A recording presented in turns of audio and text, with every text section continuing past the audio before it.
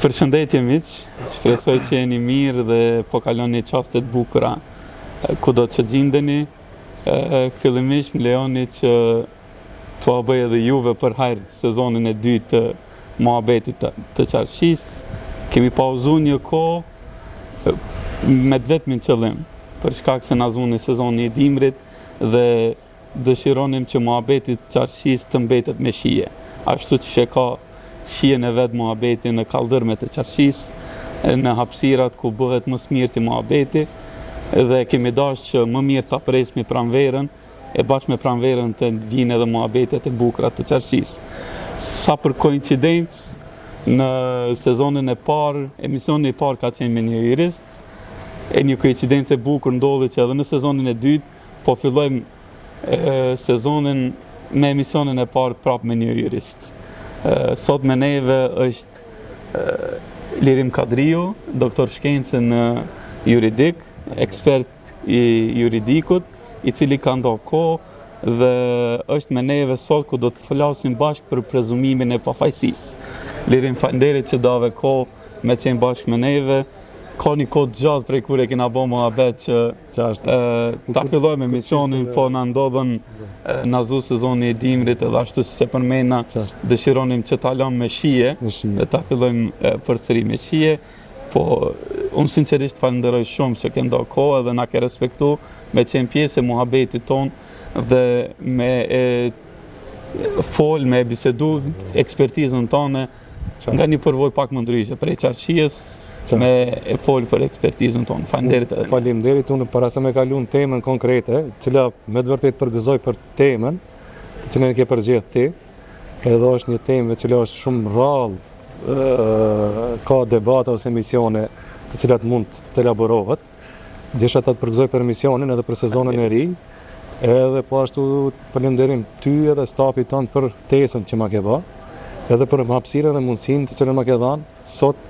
Edhe besoj që pak shumë do të prekim disa çështje pak ma trasha, në vija ma trasha, lidhur me temën që ne ke përgjedhur.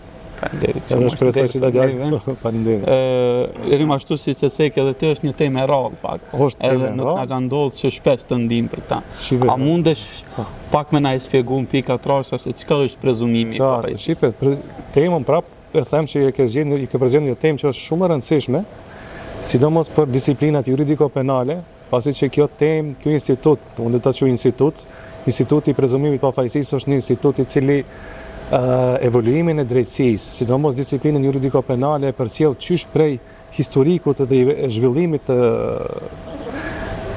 drejtësisë ose temave juridiko-penale, domethënë prej kohës, prej mes jetës, ku aspekti kriminologjik, aspekti penal nuk ka qenë edhe në atë formë të zhvilluar, faza e inkvizicionit, ku në popull njihet si faza ku gjykatësi të akuzon, gjykatësi të dënon.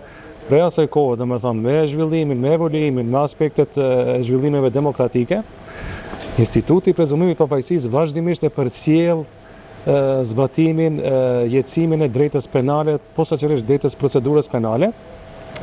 Unë domethënë para se me e përmenda definicionin që njihet në popull se çka është prezumimi i pafajësisë, kisha desh domethënë me tregu se me këtë institut ose me këtë kategori kushtetuese domethënë jep një impakt jashtëzakonisht të madh zhvillimit të drejtës penale dhe drejtës procedurës penale, e në popull njihet si prezumimi i pafajësisë. Çka është në esencë prezumimi i pafajësisë? Është domethënë askush nuk mund shpallet i fajshëm derisa nuk ka aktgjykim të plotfuqishëm. Çka do të thotë kjo? Domethënë kur ka një procedurë juridiko-penale për një protagonist konkret, domethënë presupozimet është që është një vepër penale, mirë po askush nuk ka drejt ta gjykon, ta linçon ose ta diskrediton personin në fjalë para se të ketë aktgjykim të plotfuqishëm. E derisa të vjen te aktgjykimi i plotfuqishëm, është një procedurë bukur e gjatë, domethënë bukur e gjatë e procedurës penale, procedurës parapenale deri te finalizimi i kësaj procedurës. Domethënë në definicioni që mësohet nëpër librat, prezumimi i pafajësisë domethënë paraqet është një institut i cili domethënë askush nuk mund të shpallet i fajshëm derisa nuk ka aktgjykim të plotfuqishëm. Plotfuqishmëria e aktgjykimit është kur një aktgjykim gjyqësor nuk mund të rrëzohet me mjete të zakonshme ose mjetet të jashtëzakonshme juridike. Domethënë, kur të finalizohet procedura komplete një procedurës penale, atëherë instituti i këtij prezumimi pafajësisë bjen nuj edhe shpallet një person si i fajshëm. Ky fenomen, domethënë, ky fenomen i prezumimit pafajësisë fatkeqësisht jo vetëm te ne, por edhe nëpër botë ka raste ku donjëherë me vetdije, donjëherë pa vetdije keq përdoret me qëllime që ndonjëherë të devalvohet personi në fjalë ose protagonisti i cili supozohet që ka kryer vepër penale, ndonjëherë edhe në shumtën e rasteve pa vetdije, domethënë pa vetdije të mjaftueshme penale juridike, si nga ana e gazetarëve, si nga ana e shoqërive, po edhe nga ana e juristëve. Domethënë nuk jam nesër këto dhe juristët kolegët e mi, të cilët ka raste ku në fazën fillestare ku ngritet në një procedurë hetimore ose procedurë parapenale për një rast konkret, dalin me konkluzione, me kvalifikimet konkrete për një protagonist që është kryer vepra penale. Pa e pas parasysh, domethënë, prezumimin e pafajësisë. Qëllimi i këtij prezumimi pafajësisë, domethënë, definicioni është që askush nuk mund shpallet i fajshëm derisa nuk ka gjykim të plotfuqishëm. Po në esencën e vet, në brendin e vet, ky institut, unë e quaj institut, është institut, e tash me jurisdiksionin tonë penal juridik është kategori kushtetuese, edhe kategori ligjore, në vetin ngërthen edhe shumë elemente tjera ku e mundson një gjykim të drejtë, e mundson një gjykim ku protagonisti ka drejt të ofron dëshmitë e veta, një gjykim publik, një gjykim ku protagonisti ka drejt thirret në mbrojtje, ti paraqet dëshmitë e veta, ta paraqet edhe kundër argumentin e palës, domethënë, në këtë rast. Domethënë, instituti i prezumimit pafajësisë, përveç asaj si në vija trashe paraqet atë që nuk është askush i fajshëm, ndërsa s'ka gjykim, merr vetin ngërthen edhe elemente tjera, ku i përmendet, domethënë, e siguron një gjykim të drejtë, një gjykim publik, një gjykim ku mundsohet protagonistit të ofron argumentet edhe dëshmitë e veta në një procedurë konkrete penale. Atëherë kur plotësohen këto elemente të përgjithësi me një procedurë penale, atëherë kemi të bëjmë me një nivel të lartë demokratik, me një shtet ku respektohen, domethënë, parimet gjatë një procedurës konkrete penale.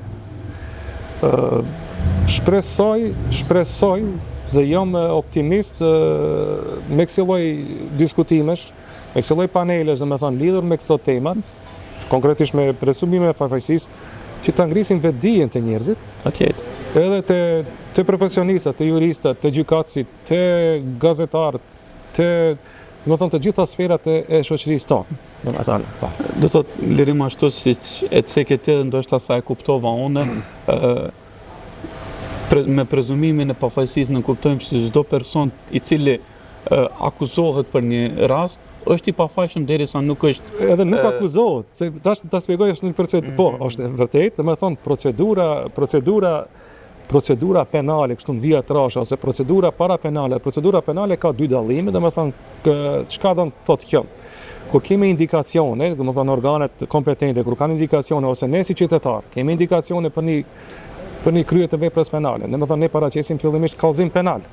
Edhe ai varësisht prej kujt bëhet kallëzimi penal, nëse bëhet prej neve si qytetar ose prej organeve kompetente, organi kompetent, këtë rast prokuroria, domethënë mirret me fazën e hetuesisë dhe fazën e hetimeve, ku ende nuk është ngrit akt akuze, edhe faza e hetimeve varësisht prej rastit në cilat ekzistojnë indikacionet, mundet me zgjat me muaj ose me vite, edhe ende nuk është ngrit akt akuze. Po indikacionet ekzistojnë, presupozimet ekzistojnë që është kryer një vepër penale. Shko është me e keq edhe në këtë fazë ka raste ku shoqëria jonë, mediumet, në rastin e ma tepër mediumet, domethënë konstatojnë se është ngrit akt akuza, konstatojnë se është kryer vepra penale, ende pa përfunduar faza parapenale. Edhe pa ngrit akt akuza. Ai person më quhet i akuzuar. Po, pastaj kur kalohet kjo faza hetimeve, atëherë prokurori i rastit i mbledh argumente, dëshmitë materiale, edhe dëshmi tjera, edhe e vlerëson në bazë profesionale se a ka bazë juridike për të ngrit akt akuza me obligim zyrtar, ose në gjuhën juridike i thënë ex officio, Edhe kur ngritet akta akuze, atëherë e kemi një hap konkret për një vepër penale, mirë po prap prezumimi i pafajësisë e përcjell protagonistin deri në shpalljen e aktgjykimit. Pasi që ngritet akta akuza, pastaj kemi faza tjera procedurale, është domethënë seanca përgatitore, seanca provuese, nëse ka nevojë ekspertize dhe pastaj fjalët përfundimtare, tash në mënyrë kështu më të shpejtë, fluturim të zim të ta tregu procedurën si është, edhe pastaj shpallet aktgjykimi. Domethënë deri në këtë fazë askënd nuk kemi drejt ta shpallim si të fajshëm, ta diskreditojmë nëpër mediume, nëpër rrjete sociale ose kudo që tjetë. Arsyeja është se dami është shumë i madh. Dami është shumë i madh si në aspektin shoqëror, në aspektin familjar, në aspektin profesional. Për atë shkak, prezumimi i pafajësisë është një institut jashtëzakonisht relevant për ta mirëmbajtur në farë mënyrë procedurën në korniza të duhura procedurale penale, domethënë. Ajo është ideja e këtij prezumimit. Ki drejt, domethënë, ki drejt kur e tha, kur konstatove vetë se askush nuk mund shpallet i fajshëm derisa nuk ka aktgjykim të plotfuqishëm. Ajo është në përgjithësi esenca e këtij institutit prezumimit pafajësisë. Lirim sa për ta sqaruar para opinionit për shkak se tash kur po bisedojmë me ty edhe për shkak se ne nuk e njohim shumë mirë ligjin, edhe të bëhen më qarta disa situata. Cilët janë fazat që kalon një person i cili ndaj të cilit është ngrit një kallëzim penal. Për shkak se neve na ndodh shpesh mos informimi i drejtë, ndoshta mediatik, ku ai person quhet më vetëm i akuzuar. Pastaj ai person ndodh që është në paraburgim, apo është në burg shtëpiak, apo masa të tjera ku i ndalohet dalja nga vendi, apo masa të ndryshme. Masa restriktive.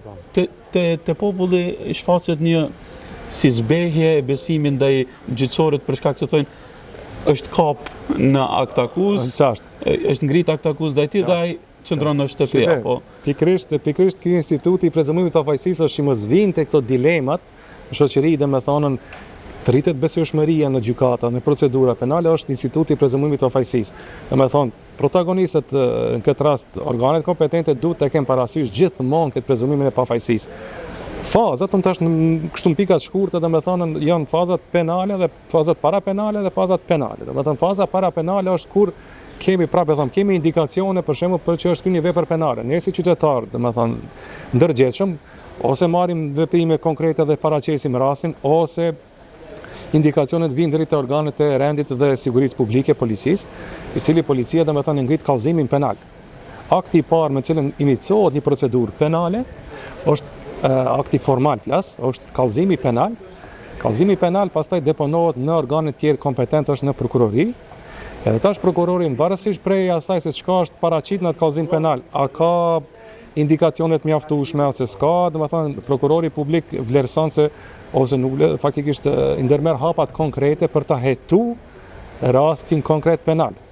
Çka do të thotë hetimi? Hetimi domethënë mirret mbas asaj informatave që e policia ose qytetari, edhe sa i duhet kohë për ta hetuar këtë rastin, edhe mbledh materiale, mbledh dëshmi, mbledh të dhënana, mbledh dëshmitar konkret, edhe varësisht prej krejt kësaj procedurës që e ka bërë prokurori, është faza parapenale, i cili ai llogarit ose vlerëson se a duhet ngritet akt akuze. Pashti me finalizimin e kësaj fazës parapenale, fazës hetuese nga ana e prokurorit, prokurori sjell vendim ku konstaton se ky rast, ky kallëzim penal ose do të ndjeket sipas detyrës zyrtare, ex officio, ose do të ndjeket me padi private, ose nuk e ndjek absolut fare.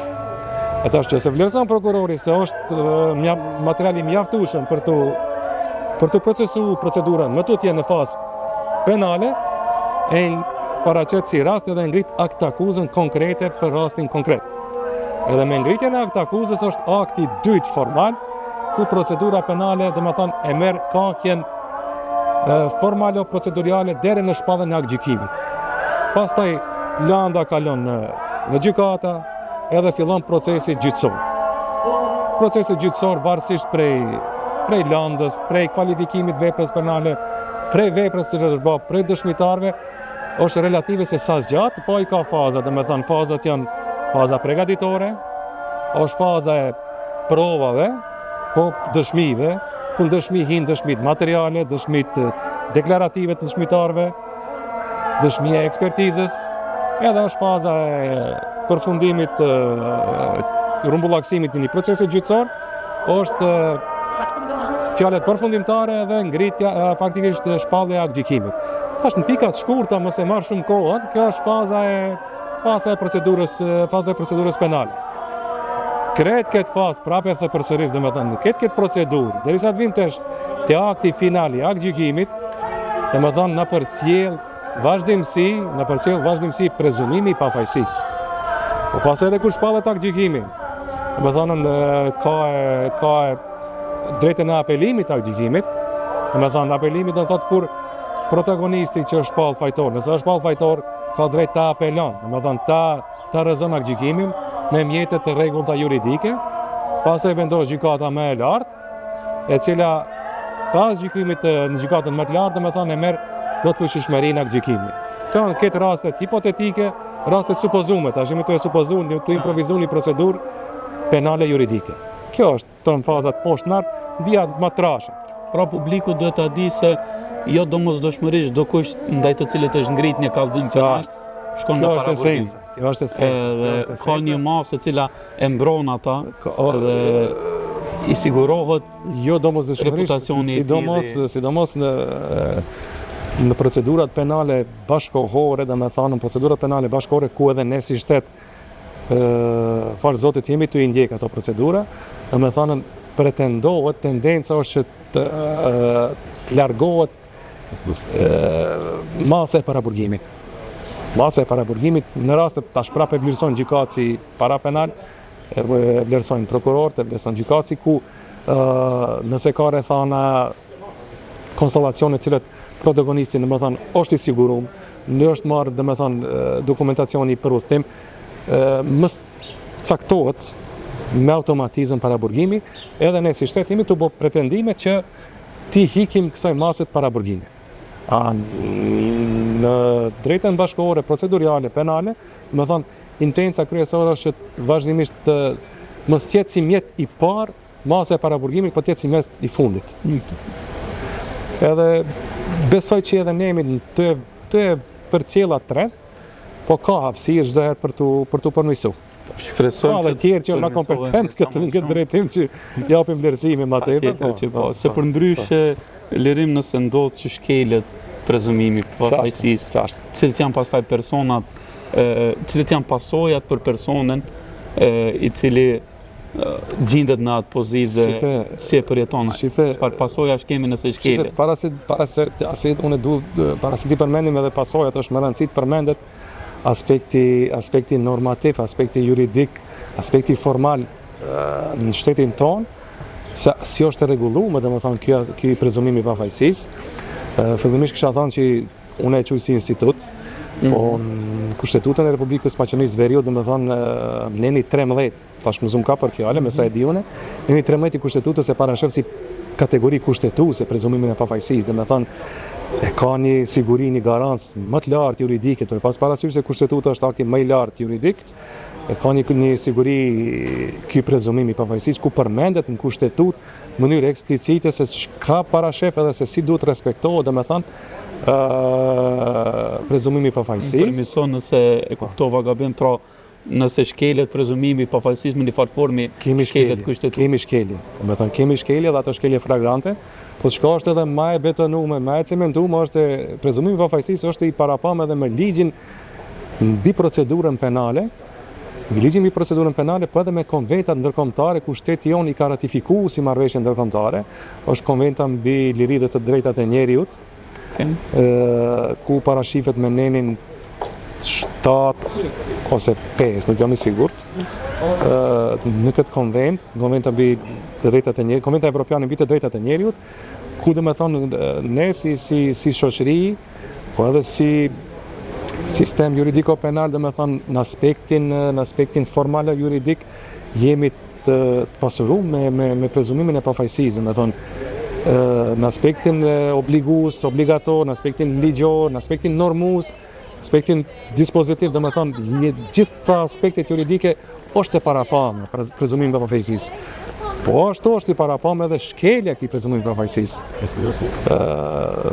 Tashti është tjetër pyetje diskutabile, dilema gjithmonë ekzistojnë se a shkilet, pse shkilet, sa herë shkilet, ajo është çështje relative ku mund me bisedu edhe gjatë për atë punë.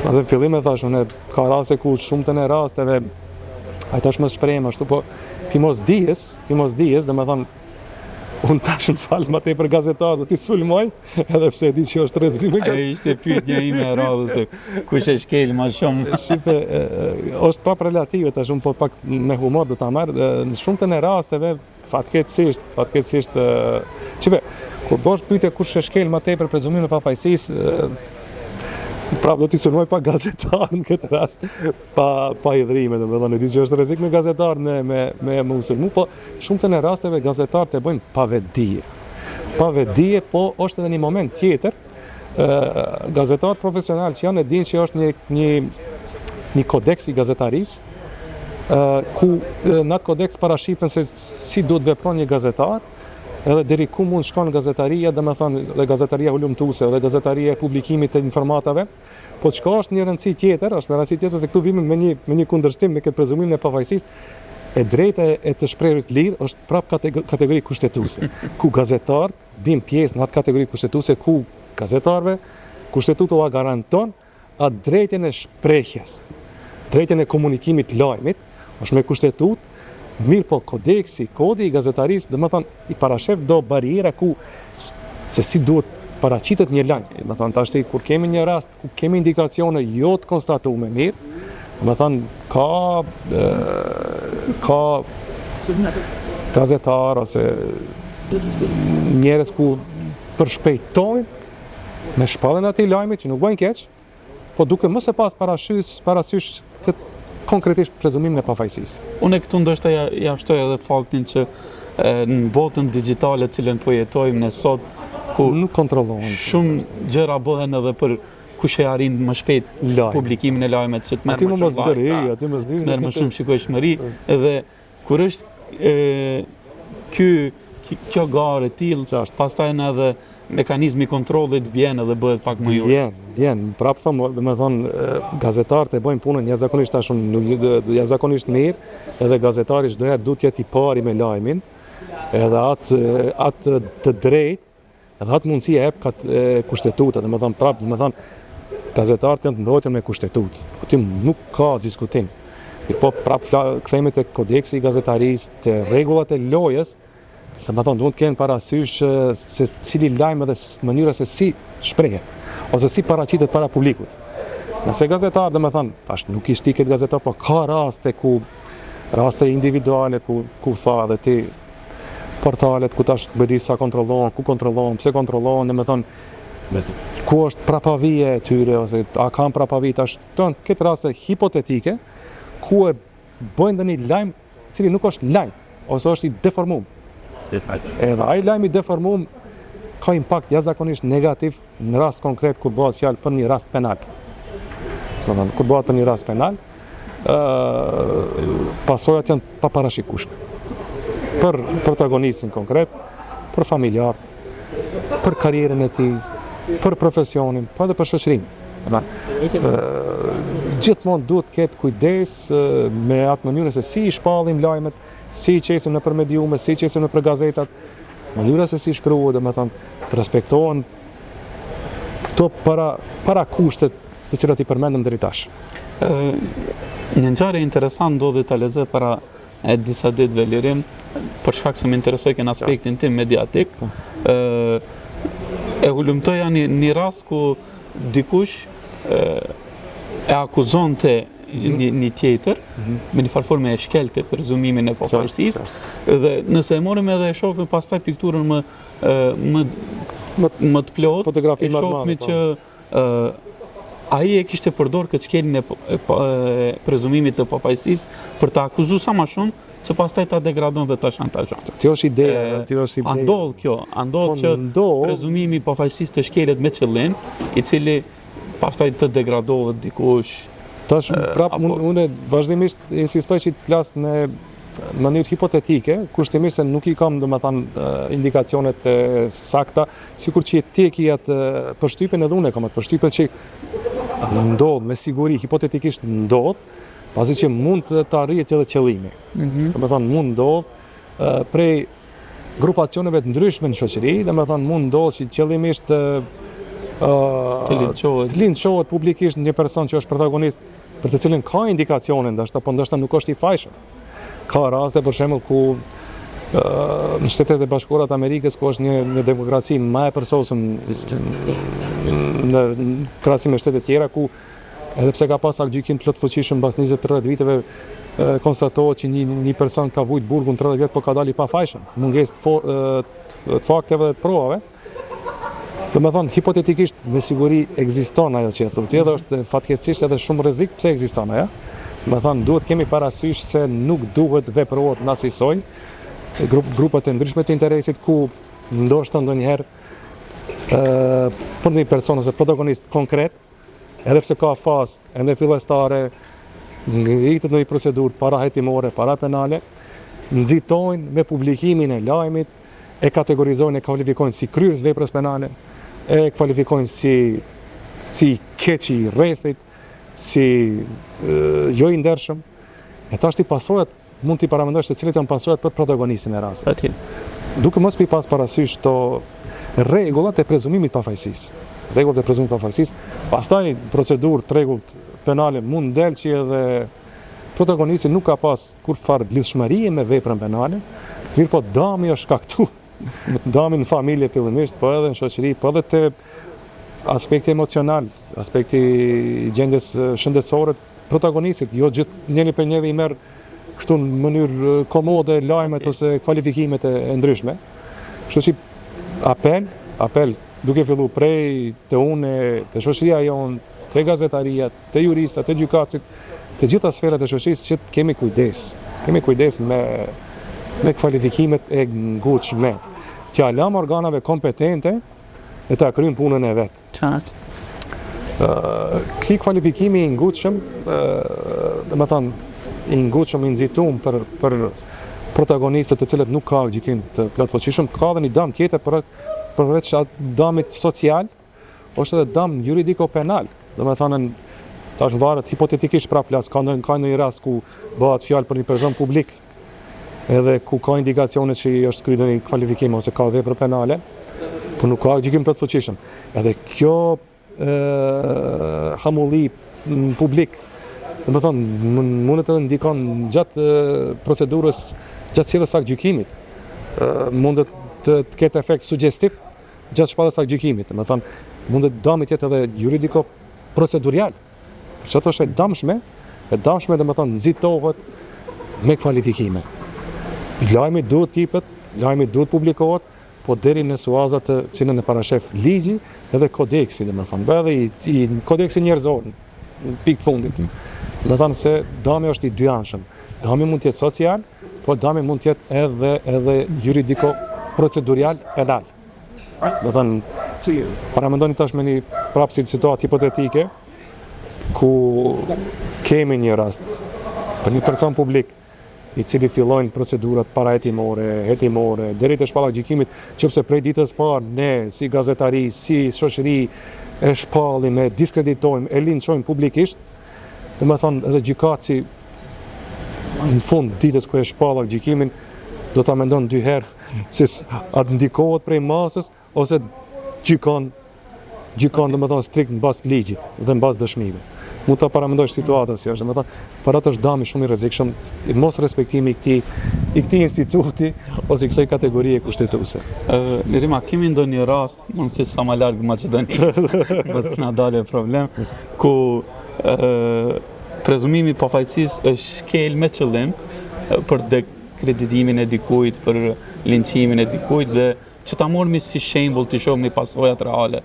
Shive, raste ka dhe ato në shtetet evropiane, ka pas raste ku ma herët dhe me thënë bëhet fjalë për persona publik, ku ish funksionar dhe me thënë, faktikisht ish funksionar në mënyrë të flagrante, dhe më thonë është shkel prezumimi pafajësisë, bëhet fjalë për shtetet evropian, tash nuk du ta përmendim me emër, se nuk është me rëndësi, po ka raste, ekziston evidenca statistika zyrtare publike ku në internet mund gjinden shumë lehtë, ku ish funksionar i bartësis një posti publik, dhe më thonë qëllimisht është diskreditu nga bartësi, po të njëjtit funksion publik, para 10-15 viteve ka qenë ky rast, ku me nxitim ka kvalifiku veprën penale, me qëllim ka linçu personin publik, me qëllim ka pretendu se është kryer një vepër penale,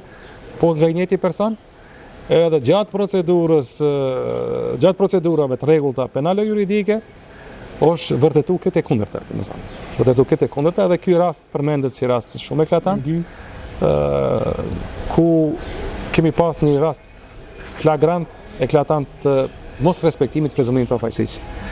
Shpresoj edhe dëshiroj që të ne mos kemi asi pretendime, se tash është shekulli i digitalizimit, shekulli evolutiv, i progresit, ku çdo send poshtë nalt ndoshta vonon, po zbulohet. Edhe prapavijat, do të thonë tendencat jo të mira, do të thonë dekonspirohen ose zbulohen.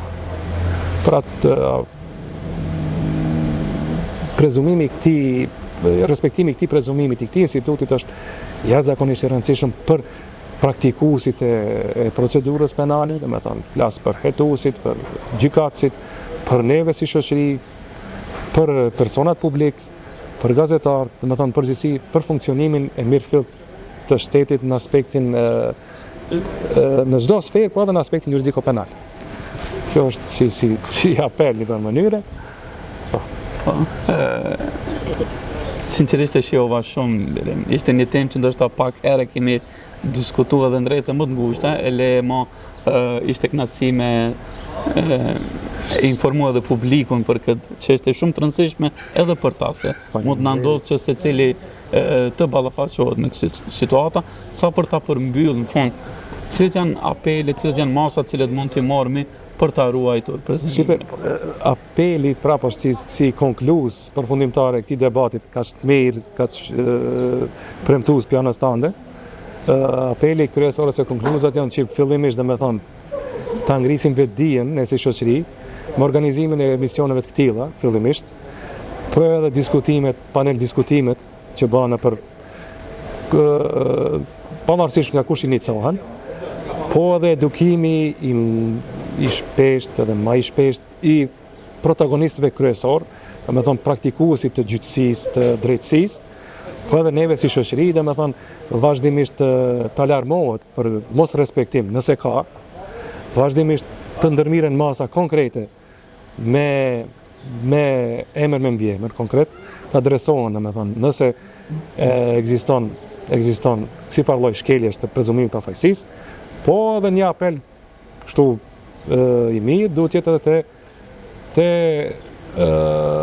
segmenti i gazetarisë, ku ndoshta ndonjëherë edhe prej aty derivojnë, gjenerojnë këto idejat, ky mos respektimi i këtij prezumimi të pafajësisë. Për damet, pak më herët i përmendëm, damet janë, unë i ndaj në dy kategori, damet, domethënë mos respektimi, çka është mos respektimi, damet janë sociale, shoqërore, edhe mund të jenë edhe fatale, po edhe damet procedurale, damet juridike, penale mund të jenë, domethënë ku linçimi, diskreditimi ndikon përfundimisht mundet ndikon në shpalljen e gjykimit final. Ndikon te mënyrë suggestive, te mendësia, te koncepti, te narracioni i vetë gjykatësit. Kjo është si apel. Juve, gazetarë, sa ma shumë kësi emisionet kemi. Ne jemi në disponim, unë dhe kolegë tjerë, juristat, jemi në disponim, më thonë, vazhdimisht vim, të elaborojmë këto momente, po pse jo të kemi edhe panele, panele diskutimi, me statistika konkrete, dalim me evidenca konkrete, që të arrijmë qëllimin e përmirësimit gjendjes. Të arrijmë përmirësimin gjendjes, prapë tash, në aspektin normativ jemi shumë bukur, dhe me thonë, ndonjëherë ka raste ku çalojnë ndoshta edhe në gjatë praktikimit, me qëllim apo pa qëllim, do me thonë, ka raste ku çalohet. Ku masa opinioni e heton edhe reagon. Faleminderit shumë. Faleminderit Kur edhe tema ty. ka që mirë, musafiri ka që mirë, Faleminderit në edhe ambient juve. ka që mirë qashis. Ambienti jashtëzakonisht i mirë ke. Na nuk dojmë me sos hiç, po për sos. të angazhimeve, Po. nuk dojmë me ju majtë edhe ma shumë. Faleminderit Sincerisht edhe njeri shumë. faleminderit. E Faleminderit. shpresojmë që përsërit kemi mundësi me ju pas musafire me diskutu. Unë jam disponimin tema e të juaj, ndryshme. sidomos në kësaj lloj ambienti, domethënë asnjëherë nuk hezitoj me marr pjesë. Ambienti është bukur i mirë, unë nuk kam vërrej që jam para kamerave, para gazetarit. Kemi bën një bisedë kështu shoqërore më tepër. Ajo është qëllimi. Ai është Faleminderit qëllimi. ne. Faleminderit shumë. Të nderuar shikues, ju falenderojmë edhe juve, shpresojmë që kjo temë, ky epizod të ketë një kontributin ton minimal që dash Zoti nuk i ndodh askujt, po nëse dikush gjendet në pozita të tilla, të jetë i mirë informuar për të drejtat dhe mundësitë cilat i ka për të ruajtur atë kredibilitetin dhe për të ruajtur personalitetin e tij. Shpresoj që jemi nda të kënaqur, ne do të takojmë përsëri në emisionet e radhës e deri atëherë mirupafshim.